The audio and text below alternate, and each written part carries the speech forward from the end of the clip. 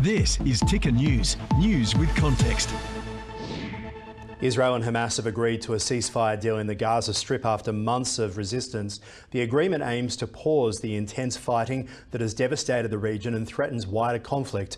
Though the terms largely echo previous proposals, recent pressures have brought both parties to the negotiating table. The Israeli Prime Minister Benjamin Netanyahu's strengthened coalition and the looming threat from President-elect Donald Trump appeared to have played pivotal roles in the development. President Biden announcing the agreement at the White House.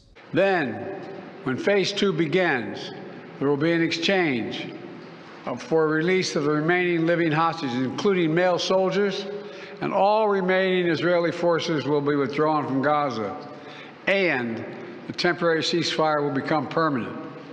And finally, phase 3, any final remains of hostages who have been killed will be returned to their families, and a major reconstruction plan for Gaza will begin. This is the ceasefire agreement I introduced last spring. Today, Hamas and Israel have agreed to that ceasefire agreement.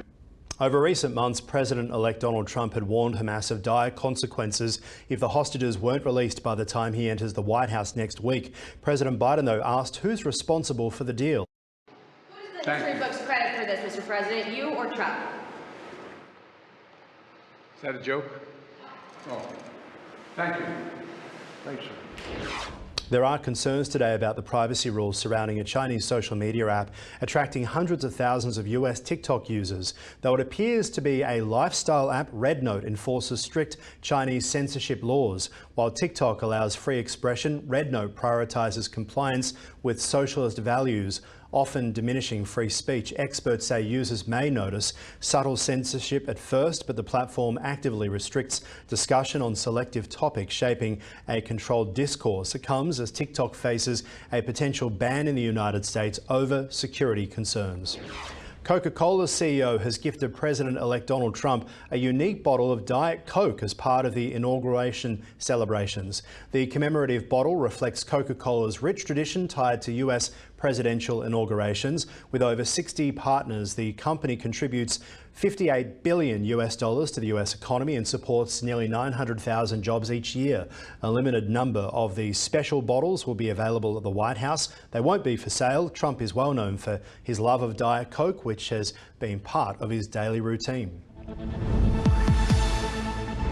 US stocks have soared following remarkable profits from 4 major American banks. JP Morgan has made history as the first bank in the US to exceed $50 billion in annual profit. Goldman Sachs saw record revenue from the equities traders, while Citigroup celebrated gains in 3 of its 5 key business segments. Meanwhile, Wells Fargo experienced a staggering 62% increase in investment banking revenue as inflation shows signs now of cooling in the US. Treasury yields also dropping, a trend mirrored in UK yields amidst promising economic data there too.